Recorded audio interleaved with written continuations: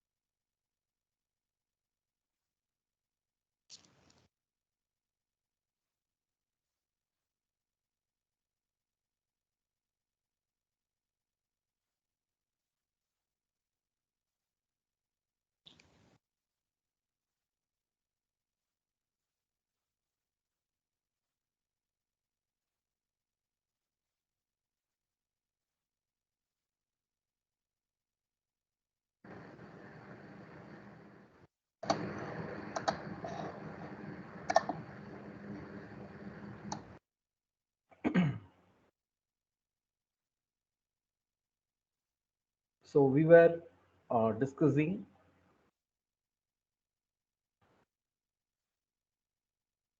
how to decide whether a particular data set demand PCA treatment or not from your eigenvalue weightage distribution.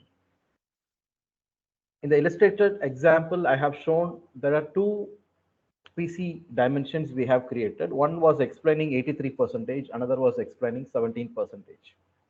Similar way, if you use multiple columns, because manually we can work out in 2 dimensions only, but using software we can work out for multiple columns. Shortly, let me show you how to do that in Scilab. So there is a chance that you may get two type of pattern, right? One kind of distribution may go like this. Okay, another kind of distribution is something like a even distributions. This is highly skewed distribution. See, PCA has a lot of similarities and inspiration from Fourier transform. I hope most of you have definitely experienced with the Fourier transform, irrespective of your discipline. The primary idea of Fourier transform is to convert your spatial domain to frequency domain or time domain to frequency domain, right? Whereas PCA also intuitively, for intuitive comparison, I'm telling you, not mathematics, exact mathematics wise, of course, they are different. But the purpose and objective is more or less the same. Whereas the PCA transforms your tabular data based on the variance distribution, but the Fourier transform arranges your data based on the frequency distribution. So you can see all the PC dimensions are arranged with the high variance to low variance. Whereas in the Fourier transform, it is going to arrange with the frequency, low frequency, medium frequency, and high frequency, and so on. So the zero frequency in the Fourier transform, we called as a DC coefficient, isn't it? And from the DC coefficient, we got a different exponential terms, which is going to give you the high frequency components. Similarly, your PC domain, PCA domain arranges your data in the variance distribution. What we can understand from this even distribution and the skewed distribution, you can relate to your original pattern. The equal distribution tells me, okay, if the patterns, the features are evenly distributed, more or less they are even. Okay, highly skewed distribution, the arrangement of the data is highly correlated.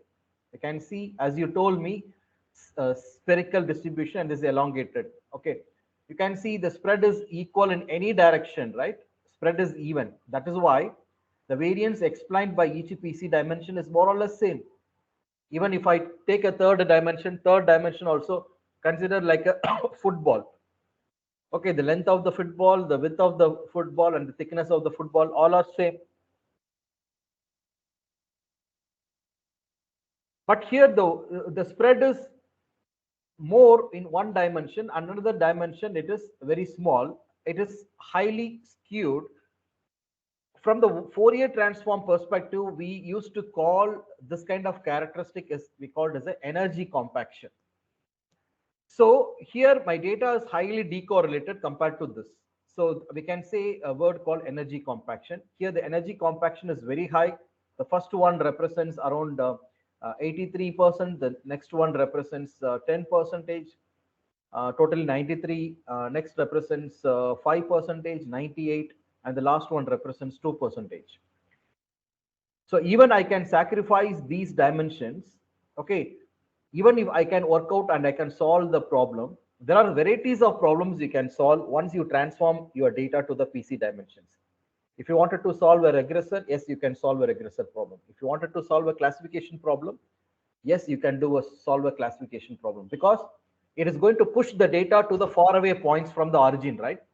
Once it is going to push the data point to the faraway from the origin, the discrimination will be neat and clear. There will be very less overlapping. Even a linear model you can apply. But in the original domain, your data seems to be look very complex. Rather working with the 4 dimensions, to apply a complex model. You can work with single dimension or even couple of dimensions. You can apply a simple linear model.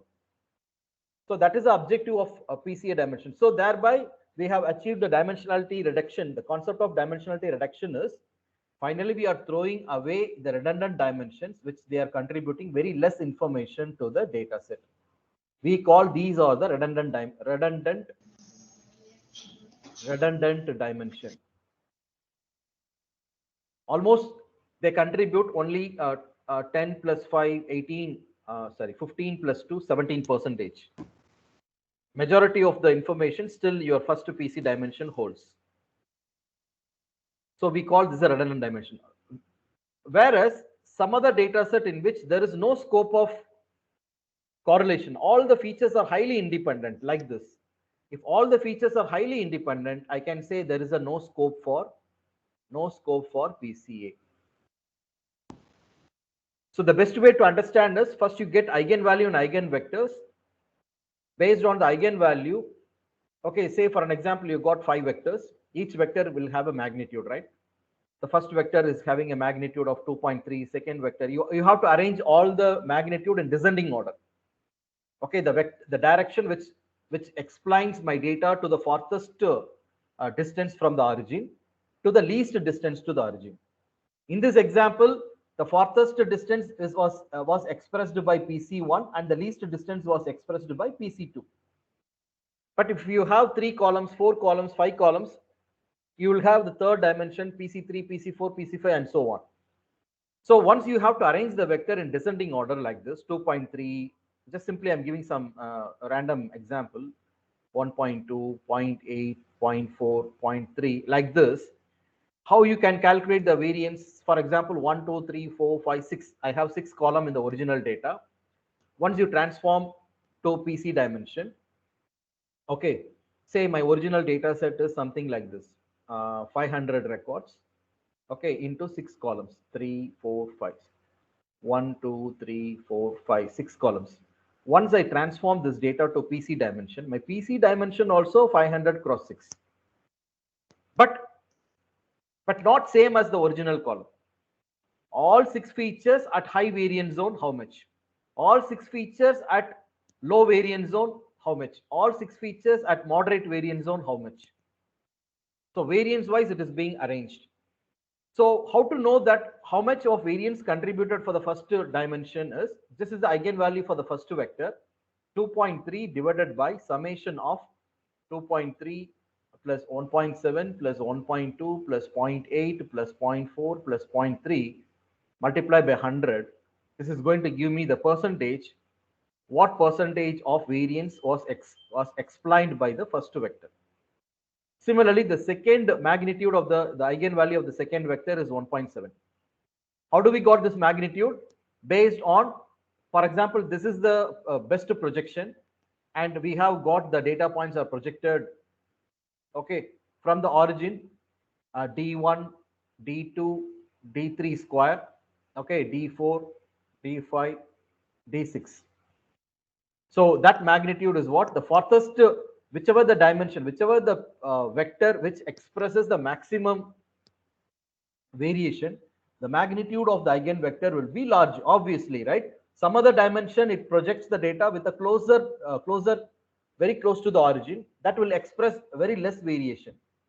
So that is why the magnitude go down. In the same manner, you can compute for 1.7 divided by total eigenvalue. Similarly, 1.2 divided by total eigenvalue. So if you compute the cumulative variance, okay, this is a cumulative variance graph. If cumulatively, if you add, all the cumulative variance will boils down to 100%. This also cumulatively, if you add, you will get 100%. Why this is more or less uniformly distributed? There is no scope of PCA because there is no pattern here. Because all the direction, it is more or less equal information is being spreaded. But here, unequal. That is why we are able to sacrifice whichever the dimension which is contributing very less to the information content, we are going to sacrifice that as a redundant, or we can call it as a noise. Sometimes PCA is also referred as signal to noise ratio because this redundancy is treated as a noise. Okay, this is what you're going to treat like a signal information content. I'm boosting the information, very critical information, by suppressing the noise. That is why your PCA treatment is referred as signal to noise ratio sometimes. Okay, this is the objective of operating PCA. Whenever your data have lot of collinear effect, collinear means high correlation effect. Whenever there is a very high correlation effect like this, I can project my data to the newer dimension, and I can very well explain my data with the farthest from the origin, which is going to very well discriminate my data points for, if at all, if I wanted to apply classification model. Imagine if you have three classes, what will happen? Suppose if you are asking me, suppose my data has a three different characteristic of data. So what you can see, once you got the best, the farthest projections that happen, maybe one set of data points are being projected here, another set of points might be projected here, okay, and few data, another class could be projected here, closer to the origin. Still, you can easily discriminate it. I can say from the mean value, so this becomes class 1, class 2, class 3. So discriminating my data in the projected plane becomes very easy in the PC vector, which push my data farthest from the origin, which is going to discriminate my classes very well. Then any other PC dimension which projects the data at the closest point. Suppose in this dimension, if it projects the data, this is the pattern I get. This is the pattern I'll get. Suppose this orientation if it projects. Okay, this PC vector is expressing little variance. So when I, instead of using this plane, if I use PC1 plane, I can better classify the data, isn't it? That is a simple logic about the PC dimension. Now, how we can work out such calculations using Scilab? What are all the possible calculations in this perspective? I have taken just a 2-row, 2-column record. Okay, just a 2-row, 2-column record, just like my input matrix, as we have considered for this example. I have taken now 6 rows and 4-column example, right? 3 diabetes and 3 healthy and 4 features. So what is the size of that matrix? That size of the matrix is 6 cross 4, right? Like 6 cross 4 matrix, I have taken just a 2 cross 2. Just for an illustration purpose, I have taken this. So in Scilab, we have a function called spec. Okay, spec. Let us see what the spec of this. I'm passing this as my input matrix to the spec. It is going to return 2 things. Spec is returning eigenvalue and eigenvectors. My input matrix, what is my input matrix? My input matrix is a 2 cross 2 matrix, which is 7, 3, 3 minus 1. Okay, so the spec is going to return 2 information. So I'm collecting the answer in the left hand side by 2 variables, isn't it? Left hand side, you can see there are 2 variables I'm using, C and D. So what C is holding the information? C is holding, since there are 2 columns in my input matrix, it is going to return 2 vectors, right? My first column is what? My eigenvector 1. Okay, my eigenvector 1. This is my eigenvector 1. The second column represents the eigenvector 2. Eigenvector 2. So the corresponding eigenvalue for the first vector is -2. The corresponding eigenvalue for the second vector is 8. The corresponding eigenvalue for the second vector is this. Using the combination of the eigenvalue and eigenvector, I can reconstruct my original matrix. That means the transformation domain is technically, it is conveying the similar information about the data, but only thing is what? We are looking the data in a different perspective. Just like how do we look the data in the original time domain? Only you can see the samples based on the time aspects. But the same data, if you look at as a Fourier spectrum, you can see the different perspective, like what are all the frequency component in the signal, we can understand. Similarly, the same data you're projecting in some other dimensions to have a better perception, less complex perception. That is an idea. So when compared to original dimension, always the transformed dimension will be less complex. Since because of the less complexity, you can easily build even a linear machine learning model can solve this. You don't need to go with a very complex machine learning model. Once you transform your data to PC dimension, provided your input data having lot of multicollinear effect, that is a correlation. Your screen is not visible. Some participants are saying that. Check, sir. Yeah, for us it is visible. It's visible. Okay. Okay, sir. So the spec function in Scilab is returning, okay, eigenvector and eigenvalue of a given matrix. But practically, see, here I have used directly, I have used my input matrix directly for the spec because it's being a square matrix. Okay, it is being a square matrix. But in the real life data will not be always a square matrix, isn't it?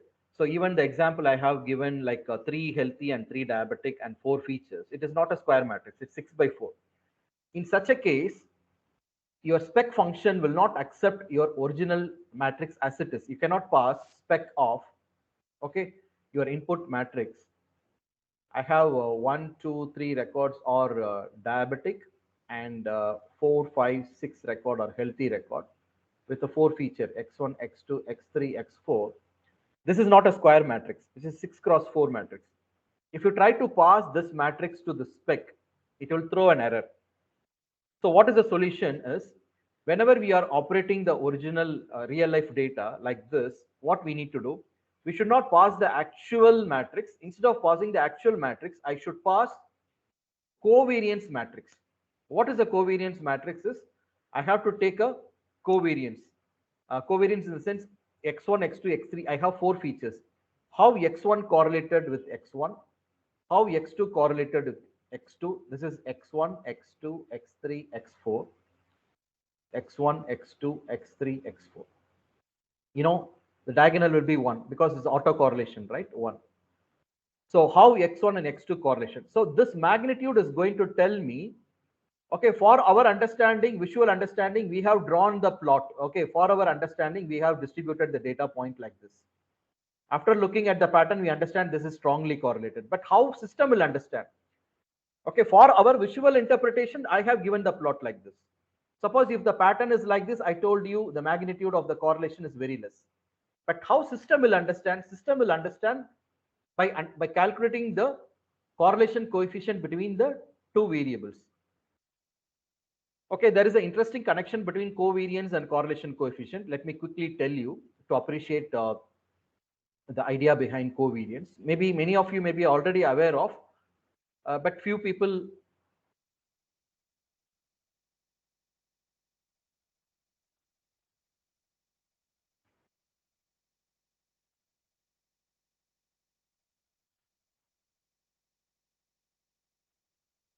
See, covariance of two variables, for example, x and y. Say for an example, I take two real features. For how weight and height correlated. Okay, covariance of weight and age correlated. I wanted to check this. Okay, you know the formula of covariance, summation of, general formula is x minus x bar into y minus y bar, summation suffix I vary from 1 to n records divided by n minus 1. This is the actual formula of covariance. What is the together spread? As height increases, how weight increases? Whether a strong connection as height increases, weight increases, or as age increases, weight increases, which is strongly correlated? I need to find out.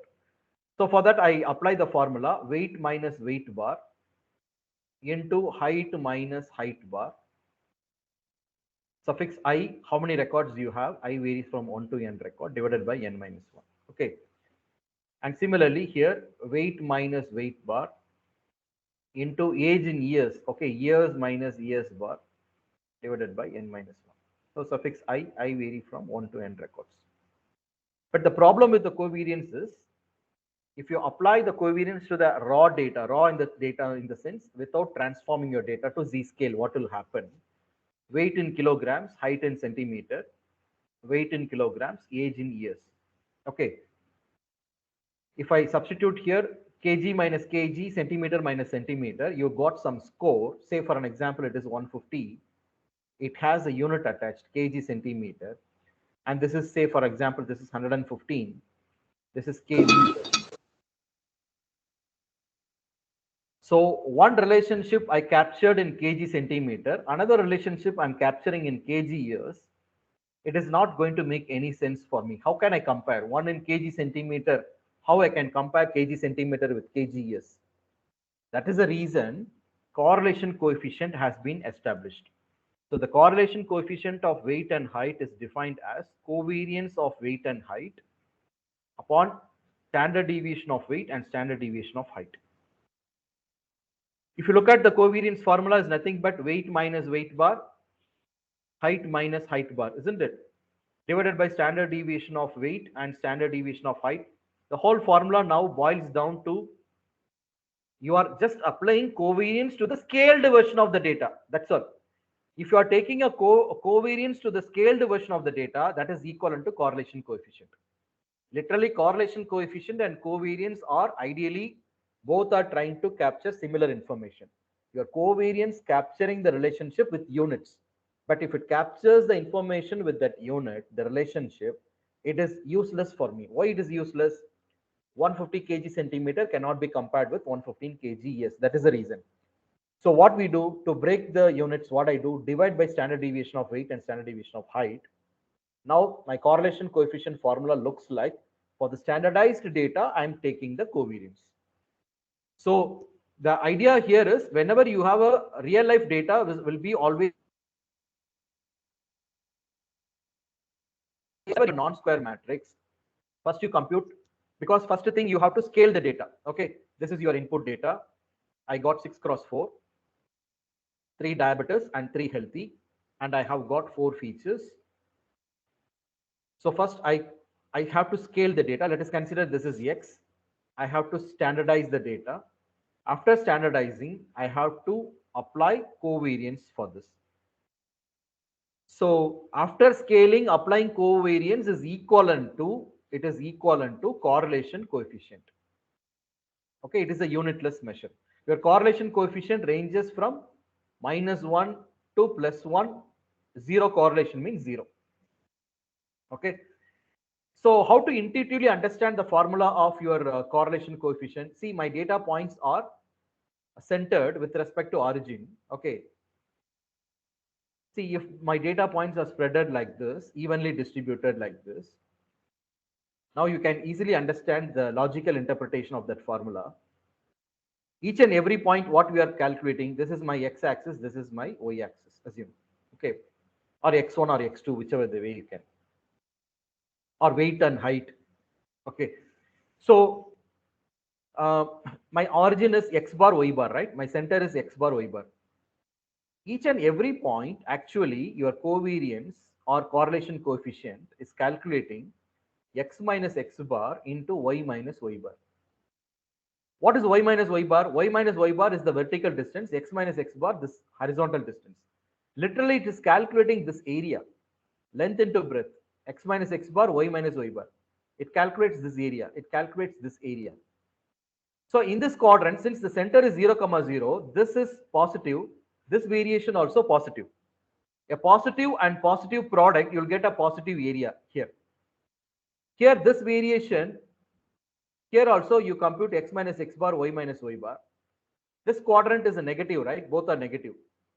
So negative into negative, you get a positive. So two positive values will give you the positive score if your pattern is like this, without these points. It is positively correlated. Rather, if my pattern is like this, all the data points are spreaded like this in these two quadrants. The center is x bar, y bar. The center is x bar, y bar. You know, this is negative, right? Negative x minus x bar is negative, but y minus y bar is positive. Positive into negative, you will get a negative score. So this side x minus x bar is a positive, but y minus y bar is a negative. Negative into positive, you get a negative. So two negative values comprises your negative score. Suppose any pattern like this, you'll get a negative score something like 0.8 or 0.9, negatively correlated. If it is orientation is like this, positively correlated. If it is evenly spreaded, what happens? If it is evenly spreaded, what happens?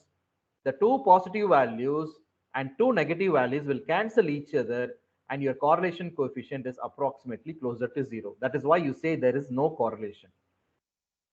Evenly spreaded, even spreaded. So when you apply this logic for the real life data set, okay, what strategy we should use? We should take a covariance matrix, and that covariance matrix I should use to get my eigenvalue and eigenvector. So that is the strategy.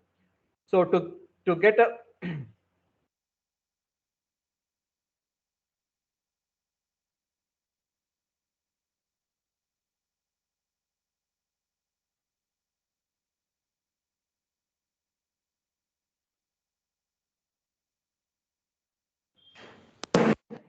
Hello, sir. Your voice is not yeah. audible. No, I didn't speak. Yeah.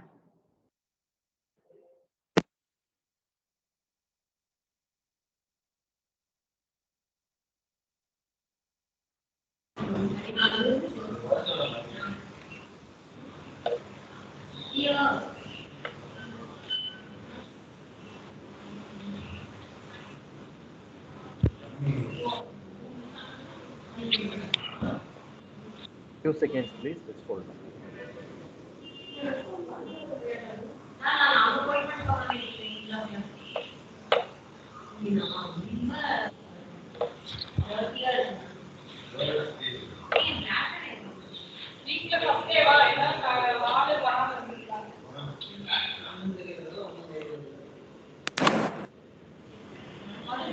Madam, welcome. Please, other mutes.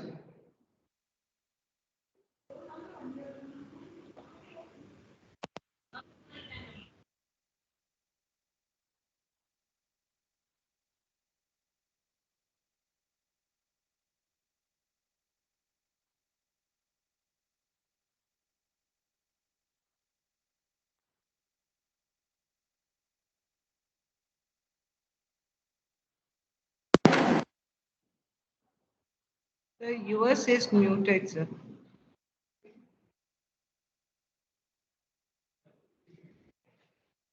Yeah, I think this is the same thing happens in the forenoon also. When he was muting for everyone, I think it got muted for me also. Yes.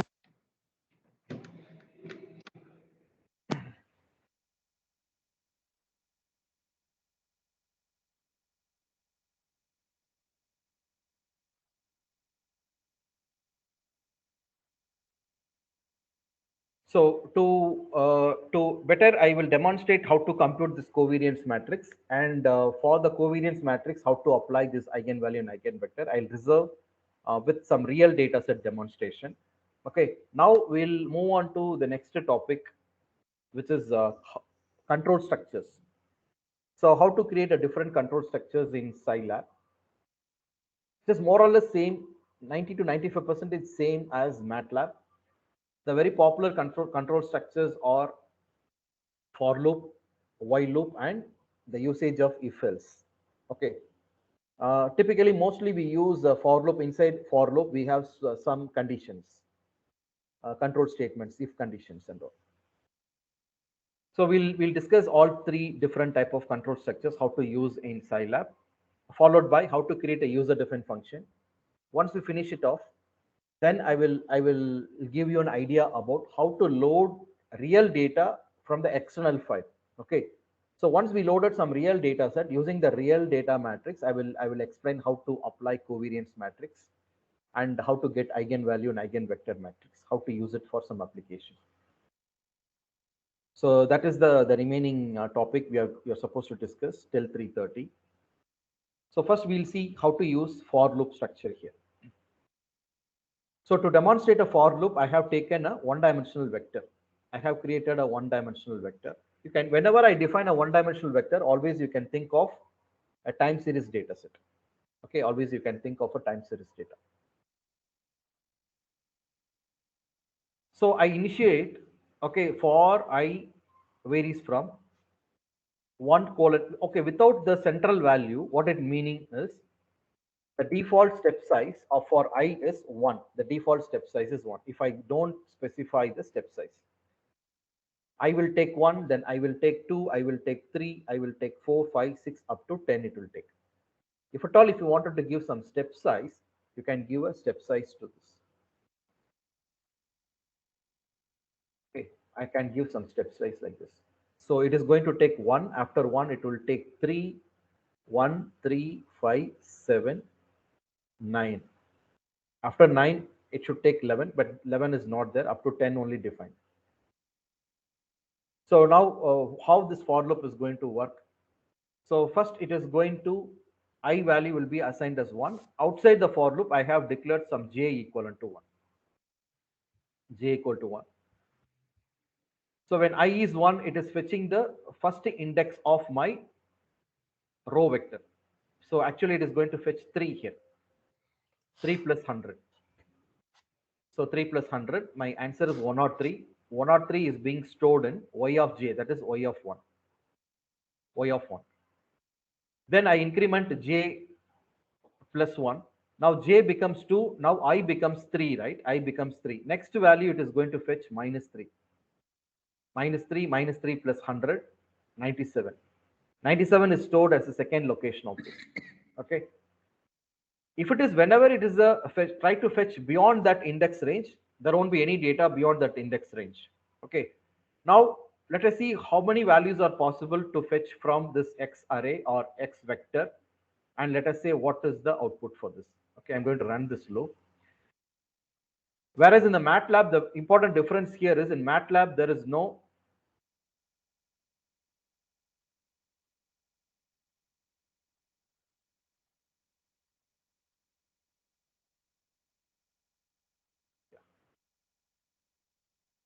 so let me display X. Okay, X. So this value is fetched. It's adding 100 to it, so it becomes 103. After we are incrementing the index, I index by 2 units. So the next value it is going to fetch minus 3. Minus 3 plus 100 is 97. Then it will skip 2. Then it is fetching 0, 0 plus 100, 100. Then it will skip this guy. Then it will fetch 6, 106. After this, there is no other record to fetch after this because the step size is 2. So it will not fetch 8 here. So finally, the length of your y output is, we got 4 values in the output.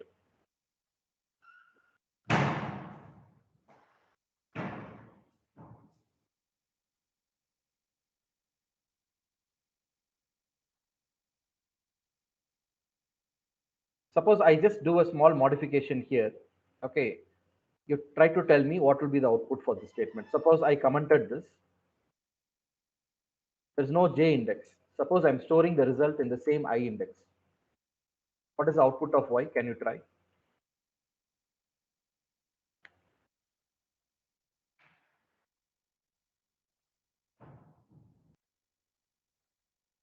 You can try this loop in your system.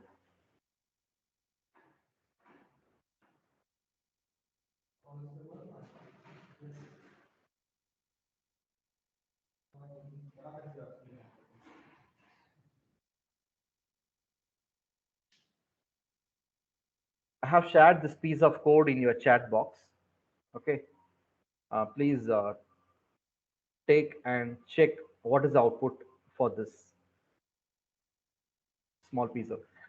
So instead of using the j index, if I use the I index for y, what is the output you can try?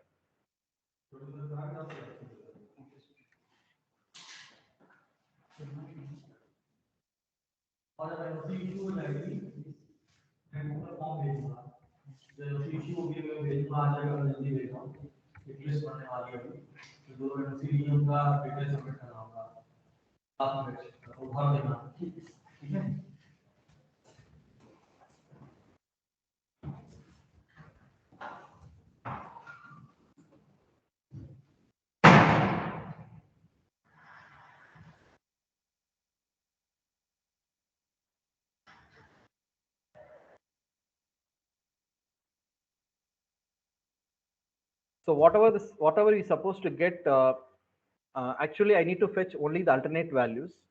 Okay, I need to fetch the alternate values. 1, 2, 3, 4. Only 4 possible alternate values. But what are all the values I will take? I is going to take 1, 3, 5, 7, and 9. Okay, 5 index it is going to fetch. 5 index. But my final result I'm going to store only for 4 values, isn't it? 1, 2, 3, and 4. But I index is going to take 5. So that is why I cannot use the same I index here. So I am using a separate index for Y so that I can maintain 4 values in the output array Y.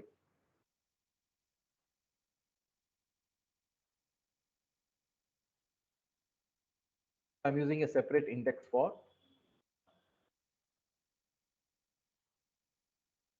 There is no parenthesis and all. Okay, open parenthesis and close parenthesis and all. It is just an indentation. So the control goes inside the for loop and come out. The moment you give end, it came out of the for loop. The control structure goes in. Till the time I reaches the maximum value, it goes on and finally displays the output. You can also create a nested for loop whenever you wanted to access some 2-dimensional data. A nested for loop you can create. So for the nested for loop, if you wanted to have an example, let us take from the previous example. Let me take one small matrix. Maybe I'll take. Shall we take this matrix? Because your nested for loop we may use to work with images.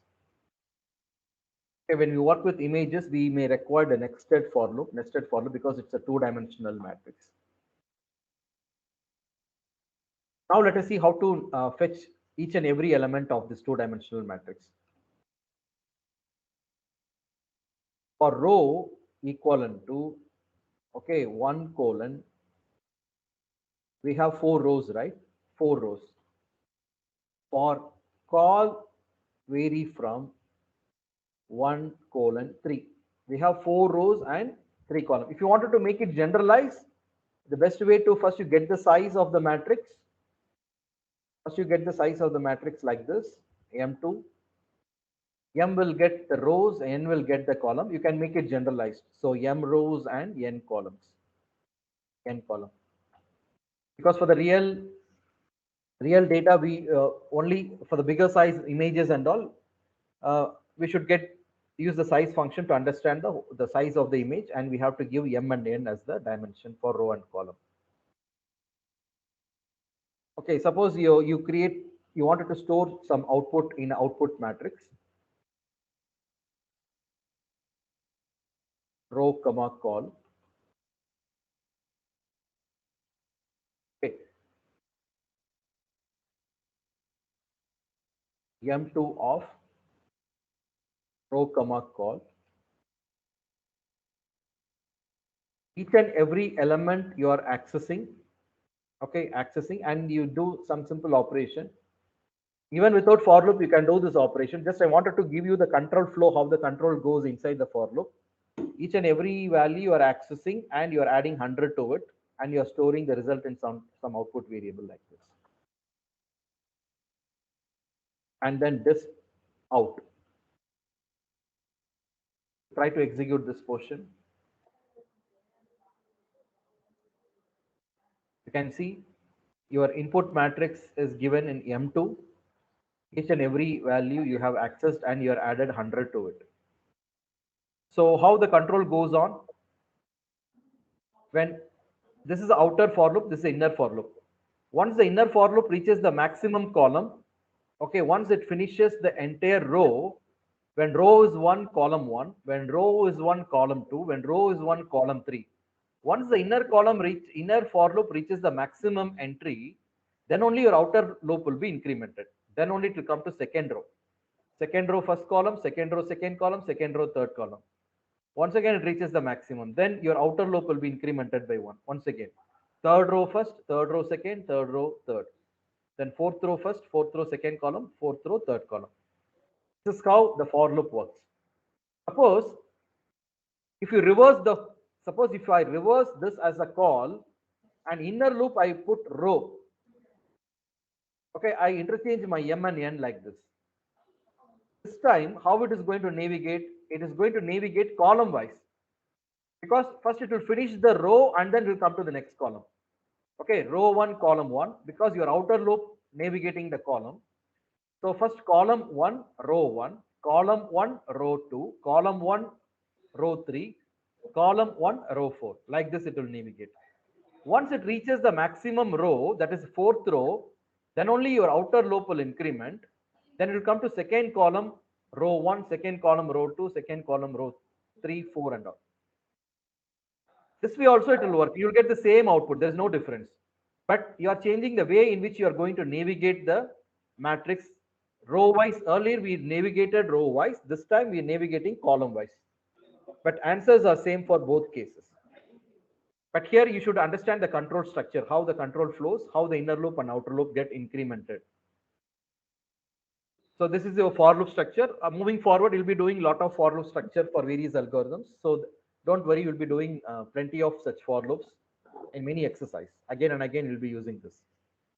And the next control structure is a while control structure, while loop control structure.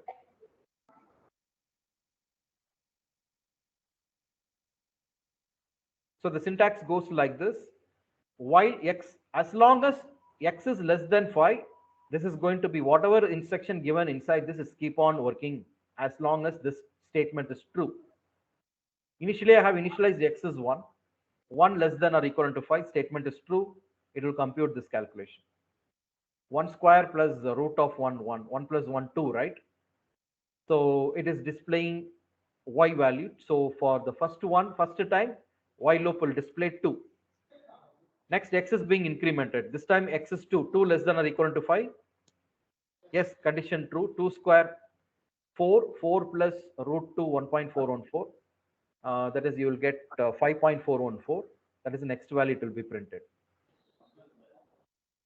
Now let us see how many values it's going to print. First is 2, next is 5.414. Next x become 3, right? 3 less than or equal to, condition true, it goes inside. 3 square 9, 9 plus 1.732, 10.732. Finally 4 square 16 plus 2, 18. Finally 5, it is given equal to 5 also, right? One more time it will work. Suppose if I have given only less than 5 means it will stop up to 18 itself, it will stop. It won't compute for this. Okay, without equal to 5, let me rerun this. You can see equal to 5, it stop at 18. Since I have given equal to 5 also, so 5 square plus root of 5 also it computes. So after 18, it computes one more calculation. Now it increment x to 6 now. Now the condition become failed. 6 is not less than or equal to 5, right? So it will come out of the while loop. So this while loop structure is same as MATLAB. There is no difference syntax wise. Okay, and finally there is a if condition, if control structure. There is a difference between MATLAB and Scilab. What is the difference here is in Scilab I am using then statement. There is no then statement in MATLAB. If else, that's all. If else end. But here in Scilab we are using then statement. So I have two array, 2 row vectors. I get the length of A. What is the length of A? 1, 2, 3, 4, 5, 6, 7, 8. So both A and B are equal length, right? So what I do here is only if both entry of A and B are positive, then only I need to add. Even if any one record is negative, I should not add. Simple logic. Okay. Just you need to understand how your if else loop is going to, the control structures works around this if else. You can see for the first index it is working, right? Both are positive, so 3 plus 2, 5. Even if any one condition is not true, it will come to the else part. It is going to fill the answer with 0, right? So what are the outputs we'll get? What are the outputs we'll get? For the first entry, both are positive 5. So second entry will be 0. Third also 0. Fourth is 3. Then 7. 0. So this is the answer, right? So let us run this loop and we'll see.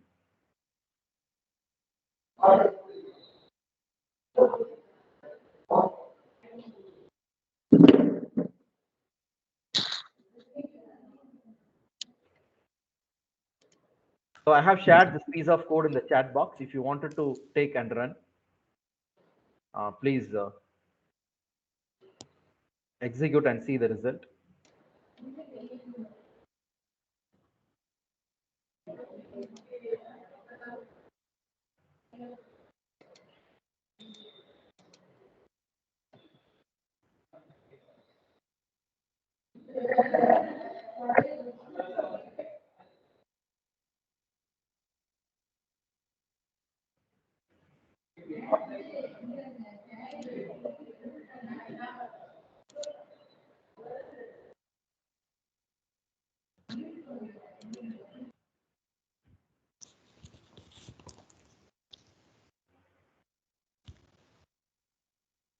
So this is the result, right?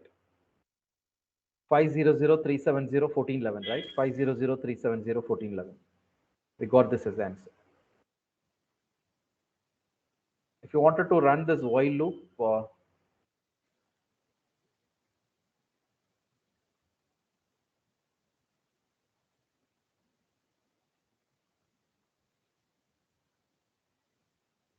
you can run this while loop and you can see the results.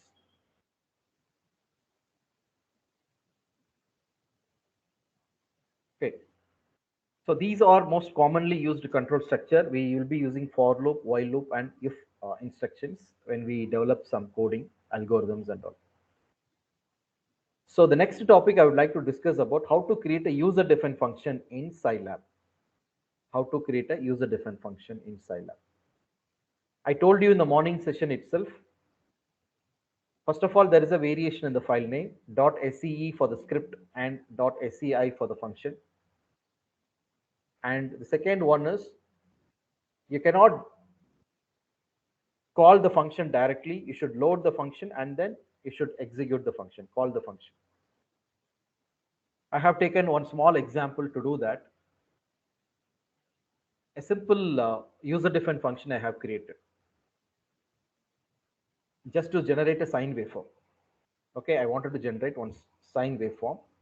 To generate a sine waveform, I'm going to ask the user whatever the frequency value being entered by the user, this function is going to generate. But before that, I should define my t-axis. What is my time axis? My time vector I need to define. So from what value to what value you are going to define the time vector. So I need two information. One is the time vector, x-axis information, and at what frequency I'm going to plot my sine waveform. So the user-defined function start with the keyword function keyword. Okay, what is the return argument? Okay, this function is going to return y, right? So this is the return argument y. What are the input arguments? It is going to receive the input, time, and frequency of the input. So 2 omega t, that is omega t. Omega is nothing but 2 pi f, right? So omega t expression I'm writing as 2 pi f. Remember, whenever you use pi notation, I need a special symbol, which is a percentage pi I need to represent.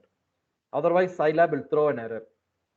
So sine omega t I'm expressing in this expression, 2 pi f t. It's a very simple function which is going to generate a sine waveform, right? After defining this, the very important point is most of the people they do mistake here is you should not save this in a different name. Okay, your function name and your file name should not be different. Actually, here my function name is written as my_sine, but you should not save this as say for example day 1 exercise 3. You should not save like it. There is a mismatch. So whatever the function name you create, your file also should be saved in the same. Can you look at the extension of the function file? Rest all other files, I have an extension .sce, .sce, .sce, .sce. But only the function file, my extension is .sci extension. Okay. So first you create one function in one empty sci nodes, open one empty sci nodes, and then okay, save that file in the name called my underscore sign dot sci extension, not SCE extension, because it is a function file dot sci extension. First you save this file in the name of my underscore sin dot sci extension.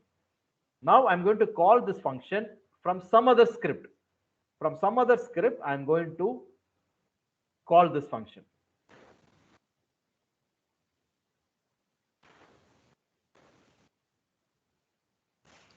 Okay, this is my main program, or you can consider this like a main program, and that is a function. From the main program, we are going to call the function. So what are the instructions I have given in the main program? Can you see I start with clear and CLC, clear the memory and clear the screen. And the time vector I have defined. How I define the time vector? It's a one-dimensional vector, row vector, 0 to 1, 1 seconds. And the interval I have given 0.001, which is equivalent to 1 into 10 to the power minus 3. That means I'm defining a time axis like 0 to 1 second. Okay, each sample is placed at 1 millisecond duration. So the spacing of the sample is considered as a 1 millisecond. Between 0 to 1 seconds, I'm dividing, okay, n number of milliseconds data points. My step size is 1 millisecond. That is an idea. Between 0 to, which is 1 millisecond. So now I'm asking the user, this is the input function which is going to get the input from the user. So I'm asking enter the frequency of your choice. Okay, the user will enter some number. That number will be stored in f value. Okay, that f I'm passing in my sign. What are the two inputs my function will receive? One is time vector and number two is the frequency. This line is very, very important. This is a unique step which is not required in the MATLAB. Okay, I just write a comment here. This step is not required in MATLAB. Using exec function, I'm loading my function mySign.sci. Okay, without loading this function, let me comment this. Now I'm going to see what happens. What's going to happen? Okay, let me clear my whole memory. Okay. Now let me run this, and I'm going to see what happens. Can you see? Syntax error, unexpected line comment.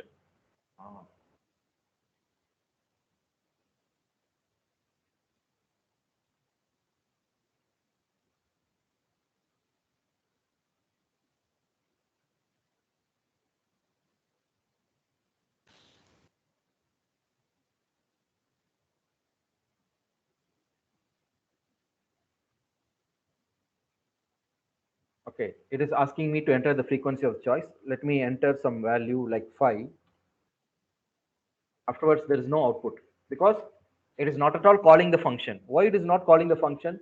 Because my function is not at all loaded. Only if my function is loaded, then only it will call. Now I remove this comment.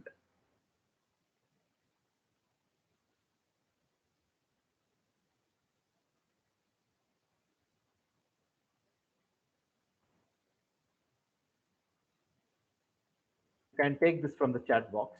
Okay, now you put this in a one script. Okay, your function in a separate file, and this is the main program. From the main program, you try to call your function after loading. Now I can save and I can execute the full program like this. You can use the execution button. As soon as you enter the execution, it is asking me to enter the frequency. I enter it is a 5 hertz. Okay, my input is 5 hertz. Now it is successfully calling. my underscore sine, my sine waveform, it is generated. If you enter a high frequency, the waveforms are closely packed, right?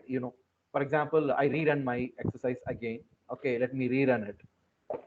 Instead of 5, I enter 50, high frequency. You can see the high frequency are very closely, more number of cycles per second. So 50 cycles per second. Earlier we got only 5 cycles per second, right? Now it is 50 cycles per second. Once again, you run and see. First, if I entered 5, you can see totally we got 5 cycles. 1, 2, 3, 4, 5. One positive and negative, this is one cycle. 1, 2, 3, 4, 5. Totally we got 5 cycles per second. That is why I have entered frequency 5. If you enter 10, you'll get 10 cycles per second because my x-axis is defined for 1 second. Excuse me, sir. Yeah. I am getting one error. Recursion limit reached. What is that? Sorry? Recursion limit reached. Like that one error I got when I tried to execute. Which error? Recursion limit reached. 1000. It is returning, sir. Recursion limit reached. Yes, sir.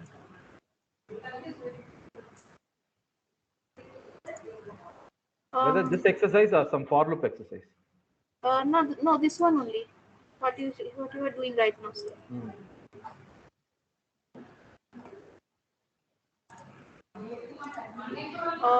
I changed it to 0.01 after that to reduce T.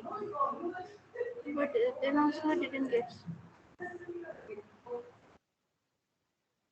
Is it possible for you to share your screen? Yes, sir, sure. Can you try to share your screen? Let me check. I will try, sir. Let me see. The share screen option.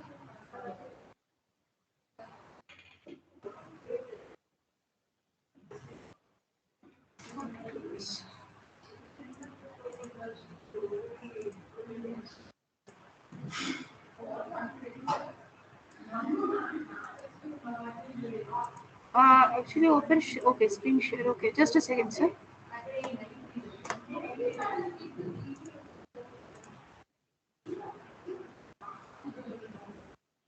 Can you see now, anyone? Yeah, correct. Okay, Always, so this is what I did, sir. okay, just hold on. Always you should start from the first line onwards. So both the code you push to start from the first line. It is starting from the second line. Okay. Just hold on. Let me check your code. First, can you show me my sign? My sign. Yeah. My sign. 25FN50. Okay. Put a semicolon inside that. Yeah. Semicolon. Okay. Save this. Save this file. Okay. Come to the main file. Yes. Enter the frequency 0:point. You can put not 1 itself. Not 1 :1 semicolon. At the end semicolon. Did. Okay. exec mysine.sci. Put a semicolon. Okay. Each and every line you end with a semicolon. Okay. Okay. Now you save. Now you can save and run.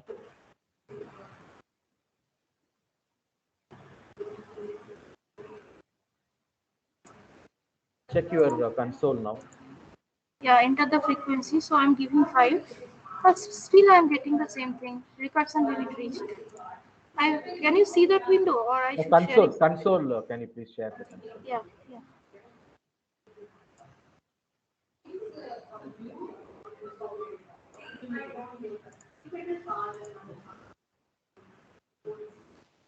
Yes, sir.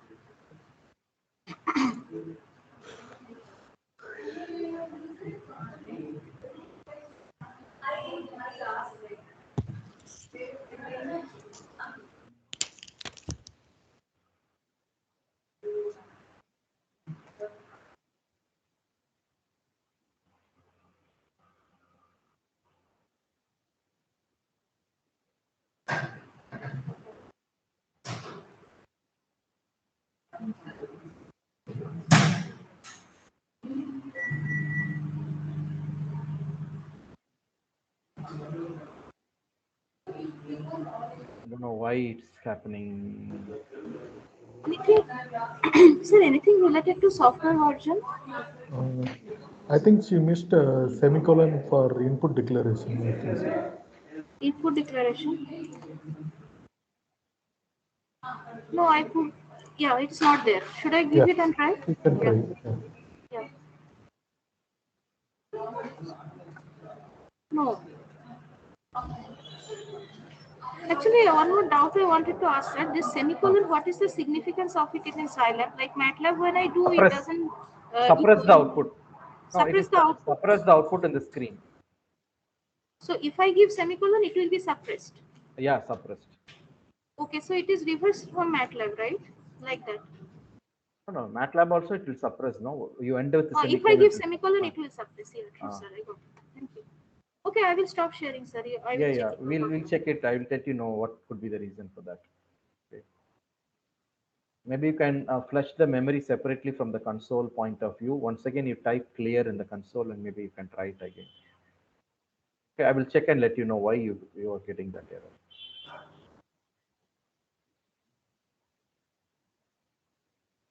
Yeah, Now you can stop share your screen. is it not gone? No. You have to click that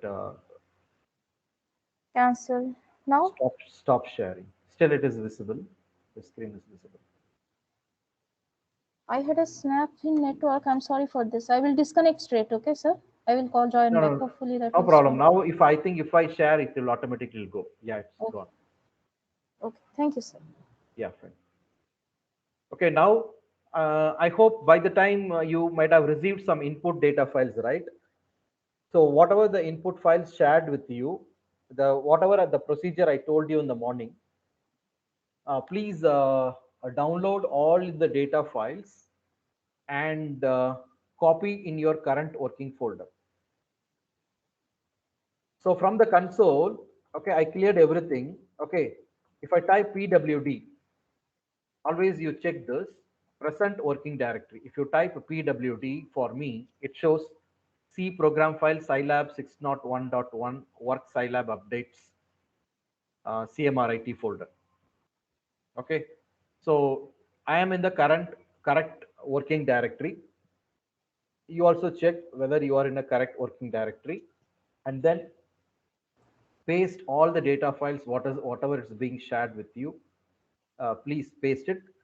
Unfortunately, you cannot directly right click and paste here. Only way to do that is you navigate the folder through the desktop option.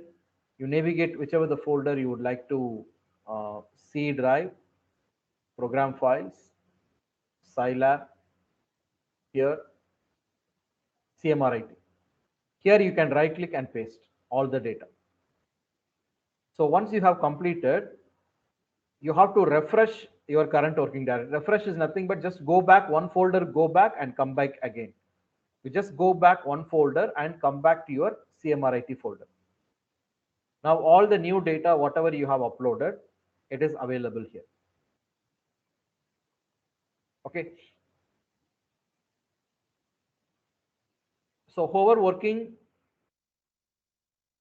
once you have copied the data files in your current working directory, you can acknowledge in the chat box. At least if I get at least few people successfully copied, I'll just move forward.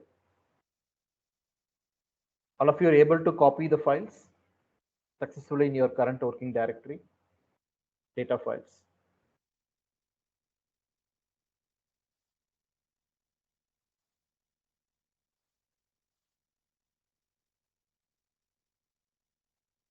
Okay, so if you have copied, okay, now I'm going to show you how to read different file formats in Scilab.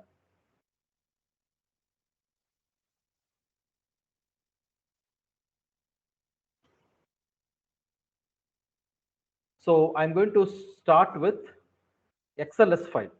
Okay, I'm going to start with Microsoft XLS file. I told you this the file input output operation mainly loading the external data Scilab and MATLAB has a vast difference. This is a place MATLAB and Scilab they differentiate a lot. But otherwise, you have seen for loop, yeah, if structure, function, are very mild differences we have noticed. But this reading external data sets, we have a unique functions in Scilab and we have unique functions in MATLAB.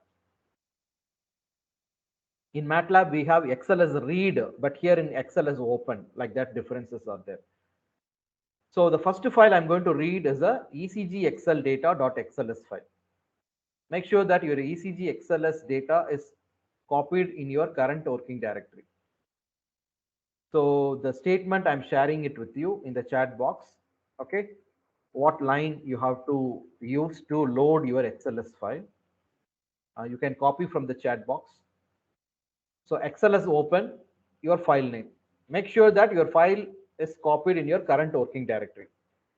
Suppose your current working directory is somewhere else and your file also somewhere else. If you suppose your file you kept somewhere else, what you have to do, you have to specify the path. For example, // okay.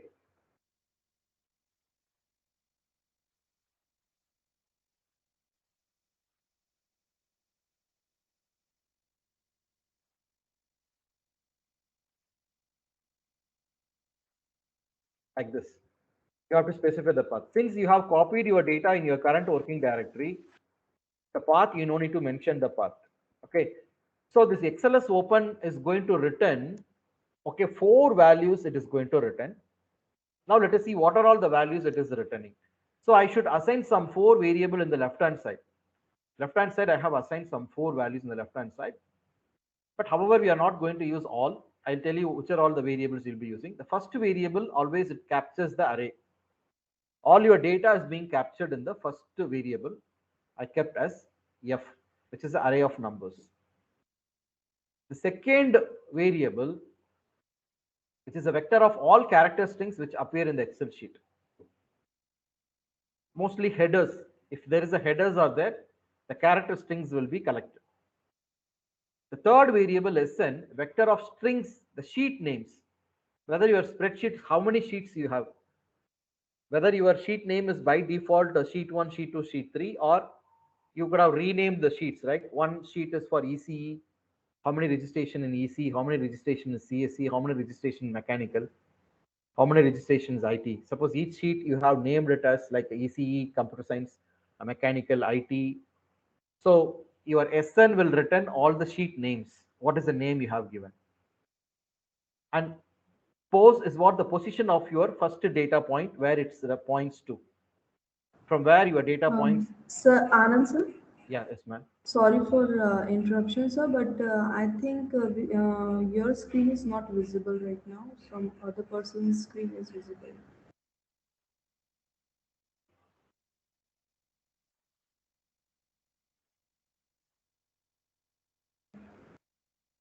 Okay.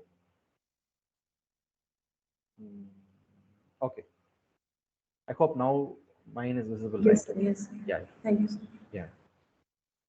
So XLS open is returning 4 return values. Those 4 return values, the first one is the array of numbers. The second variable is your header names, and the third one is your sheet name, and the fourth one is the position of the first data point. So once you have opened the Excel file spreadsheet, then I should use one more extra line, XLS read. But whereas in the MATLAB, this line is not needed. Directly you can read XLS read. That's the difference. But in Scilab, it is a 2-step process. First you have to open and then you have to do the reading, XLS read. So the second step is what?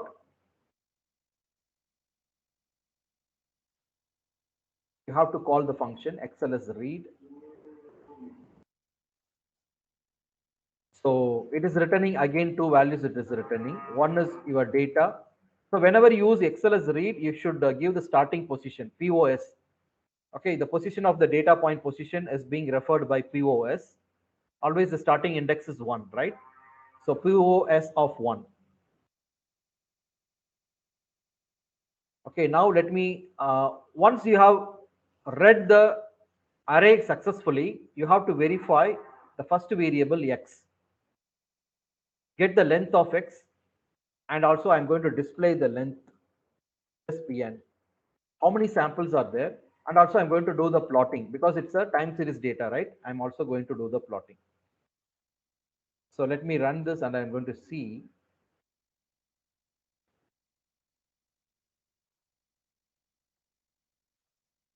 You are able to see my console. My console is visible for you. Yes, sir. Yeah. Yes. See, can you see the total number of samples I have read is 256 samples. If you wanted to display all the samples, you just simply type X. You can see these are all the samples. These are all the samples we have loaded. So the first sample, second sample, third sample, fourth, and so on. These 256 samples, I am visualizing using a plot command, line plot, plot of X. I'm going to get the plot. You are able to see the plot, my plot, ECG waveform.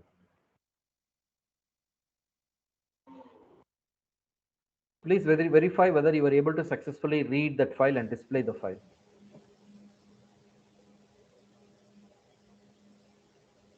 Yes, sir.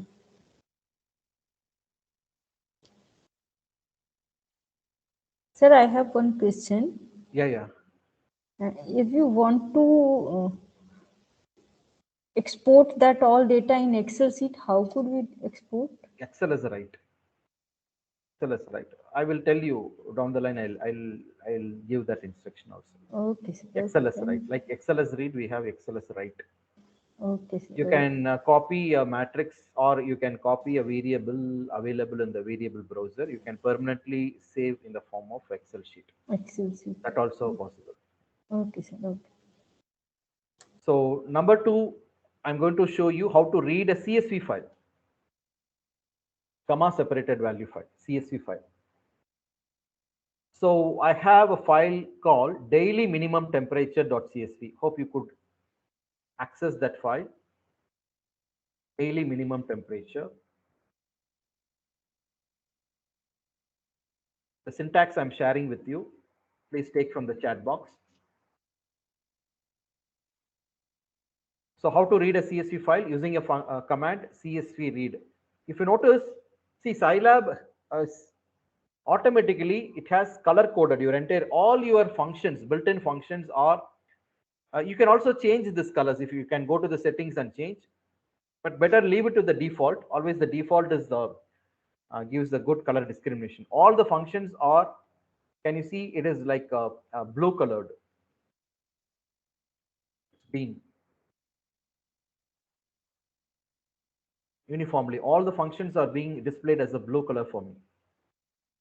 All the variable assignments it takes in black color for me. And all the comments are being in the green color, unique color coding system. You can also go to the settings and you can change it. Suppose if the comments and all, if you wanted to have in the red color, you can change in the settings. All the function name to be displayed in the in some other color. Green means you can go and change in the settings, but it's not at all required. Better you go with the default. Why I'm telling, for example, sometimes you do spelling mistake. That is quite natural for the beginners.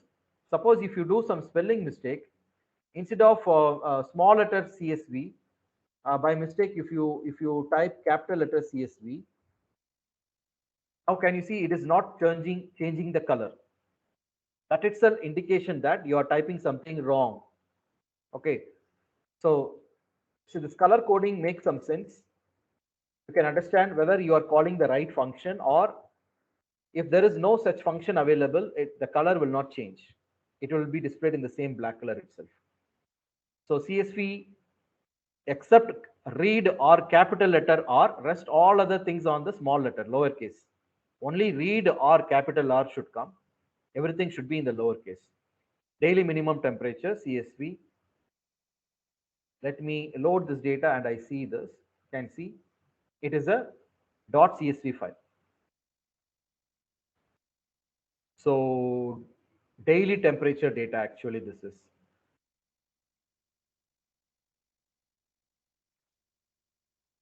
Suppose if you wanted to display 1 year data alone. Okay, shall we display only 1 year data? How do you display this? Dat of 1:365. I don't want to display the full data. Something.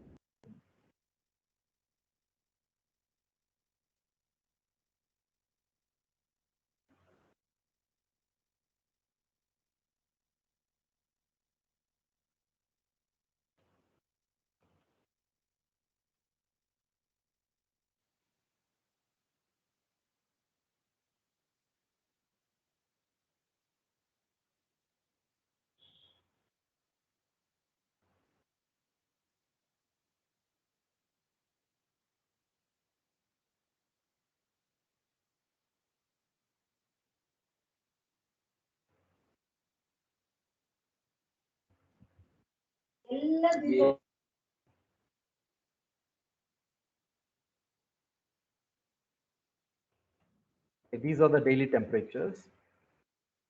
If you look at the length of this data set, it is 3,651 length of that colon comma 1.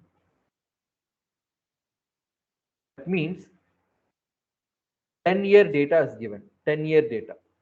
Now I wanted to access only 1-year data, that is 365 records. So what I'm going to do, okay, I'm going to define.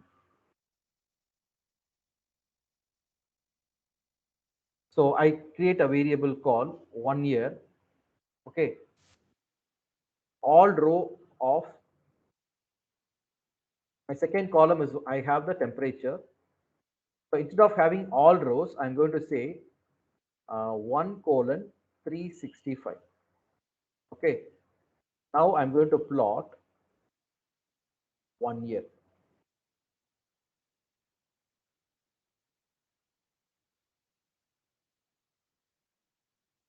Can you able to see my plot?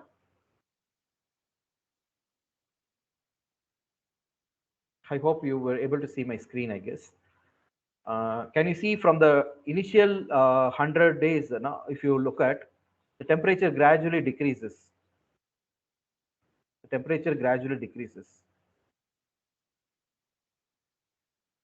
and again it increases.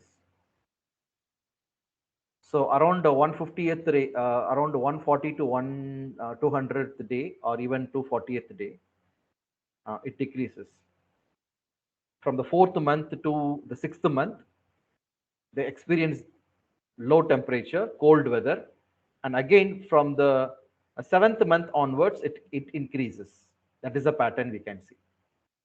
The temperature gradually decreases and becomes colder, and again it becomes hotter. It is not Indian data, it is a US data set.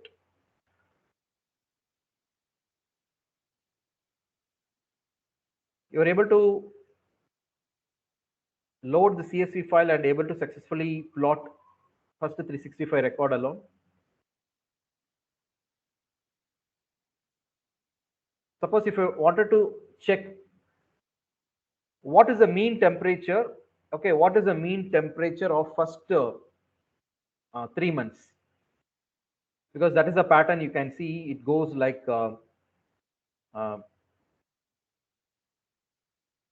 maybe we take 4 months. Okay, 4 3s are 12 or 120 days. I wanted to compute what is the mean temperature of first 4 months. How do we compute? First 120 days you can take. So mean of that of 1:120, comma, column number 2. Okay.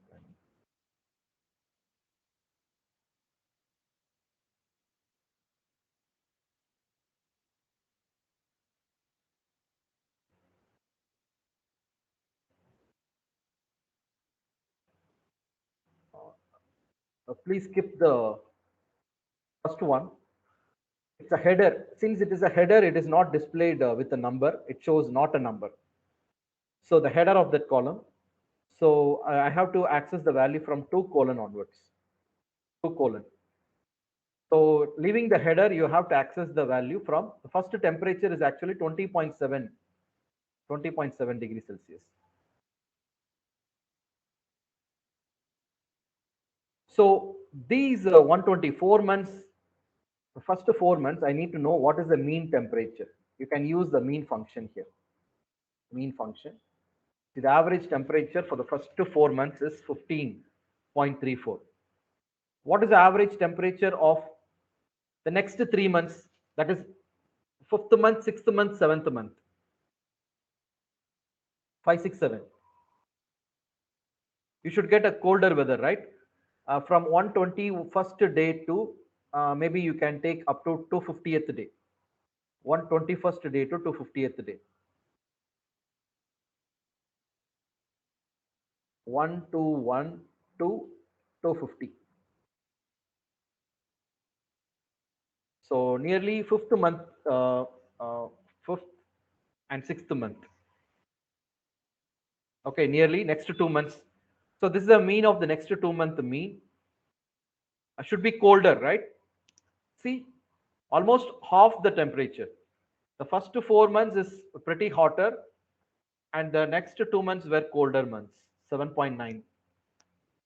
And again, 7, 8, 9, temperature rises. Temperature rises. Maybe you can check from 251 till 365.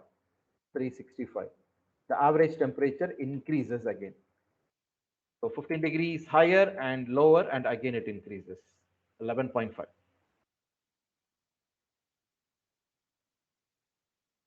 Plot also, whatever you visualize in the plot, we try to display in the form of mean value. Mean value of what is the mean temperature first 120 days, roughly next 2 months, first 4 months, 5th month and 6th month, 7, 8, 9, 10, 11, 12.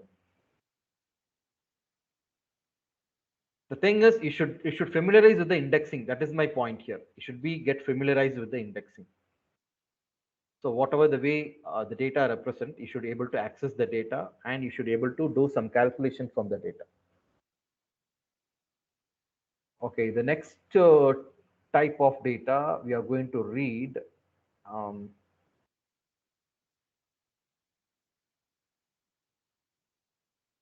I will reserve the SCAR data for tomorrow's discussion. Okay, we'll read the last file, which is .txt. So we have some file format, which is something like a ASCII file format. For that, I should use fscanfmat.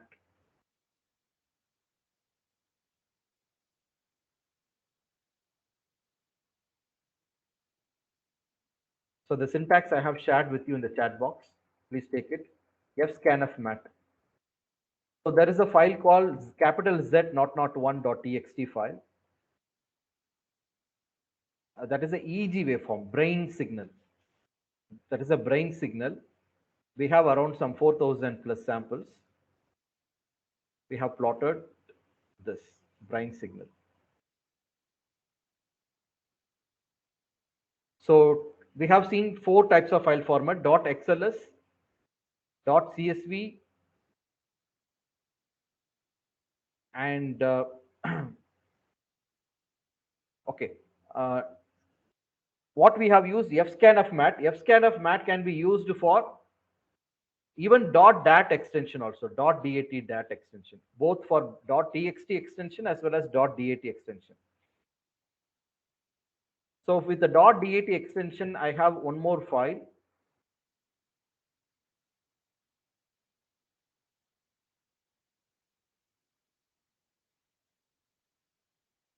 What should be location to store program, function, and data files? Everything in the same folder.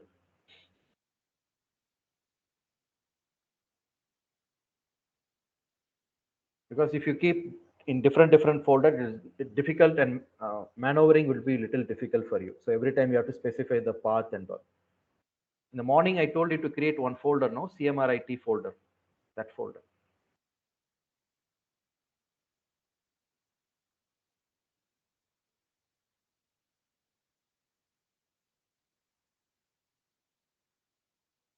So that was the first topic I discussed, no? first, maybe you have missed it or I don't know. First 15 minutes, I asked about how to, I was talking about how to create a folder, right? Almost 20 minutes, I talked about it. So that is the first step. The moment you open the MATLAB, you have to open a folder. You can create folder anywhere. I think you have missed that discussion, I guess. You can create a folder anywhere, but your coding will be working very optimum if you create in the part where your program is being installed. That is, your software is being installed. So, which is highly recommended. C program files, Scilab path. That is highly recommended. Having said that, you can create anywhere.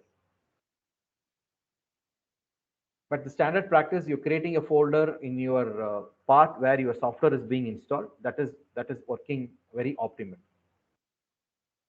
You have to give the path.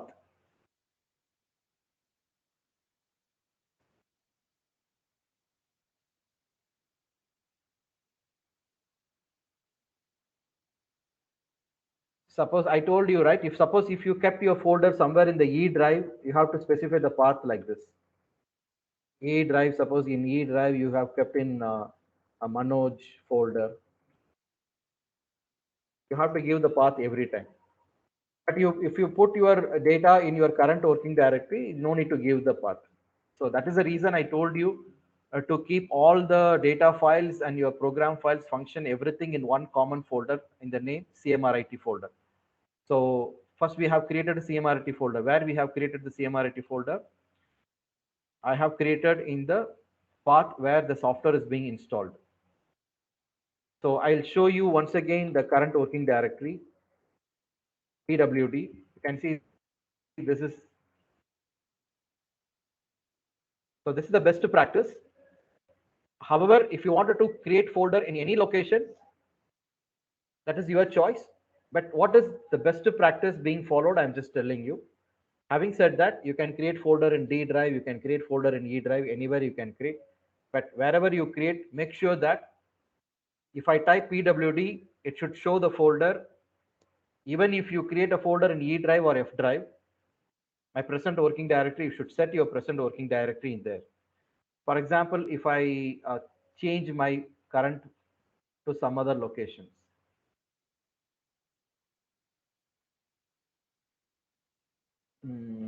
For example, it is D://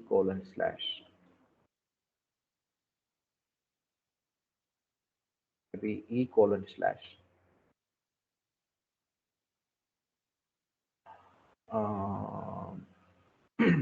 okay. Okay, suppose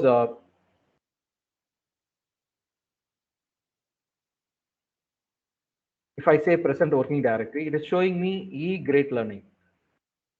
But make sure that that is the folder you are keeping all the Scilab files and data files. If that is where your present working directory should show where you are currently working. You should not create folder somewhere E drive and your present working directory should not tell something else. Both should match. So that should match. Make sure that wherever, anywhere you can create the folder, but at the end of the day, where are you currently? Are you currently in a proper path or not? That you should tell Scilab. Yes, I am in a right path. This is the path I have created the folder. Whichever the location I have created the folder, that location I kept as my present working directory. Left hand side and this present working directory should match. If it is mismatch, it will throw an error. So on the left hand side, my present working directory I kept as CMRIT. My present working directory also tells the same. So finally, it's your wish. Anywhere you can create a folder, but you should follow this procedure.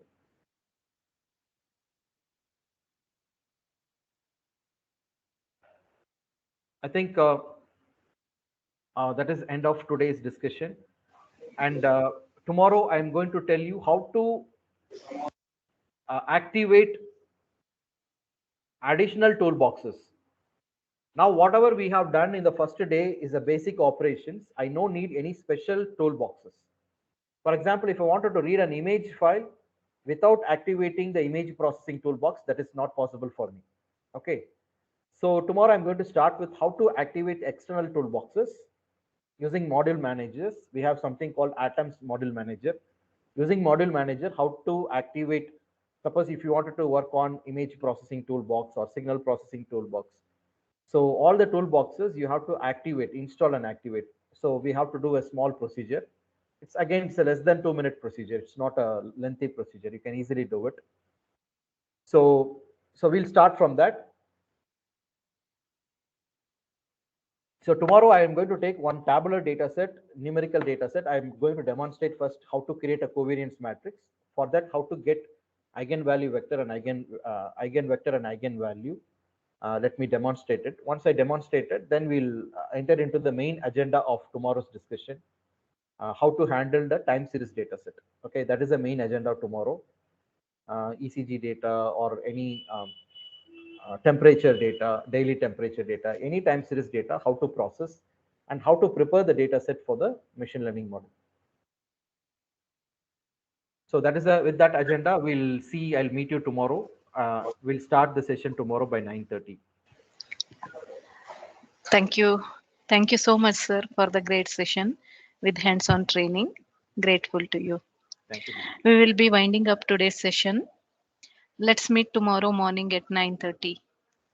Thank you all. Have a great day. Sure, man. Goodbye. Thank you. Goodbye. Thank you, ma'am.